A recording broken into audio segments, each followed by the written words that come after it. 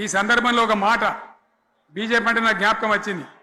ఇవాళ కేంద్ర ప్రభుత్వం కగార్ అనే ఆపరేషన్ పేరు మీద ఛత్తీస్గఢ్లో యువకులను గిరిజనులను ఊచకోత పోతా ఉన్నారు.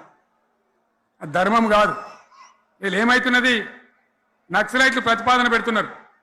మేం ప్రభుత్వం దగ్గరకు వచ్చి చర్చలు చేయడానికి సిద్ధంగా ఉన్నాము అంటున్నారు. నేను కోరుతా ఉన్న కేంద్ర ప్రభుత్వాన్ని, బలమున్నది కదా అని చంపుకుంటా పోవుడు కాదు, అది ప్రజాస్వామ్యం కాదు. ఆపరేషన్ కగార్ వెంటనే ఆపేయండి.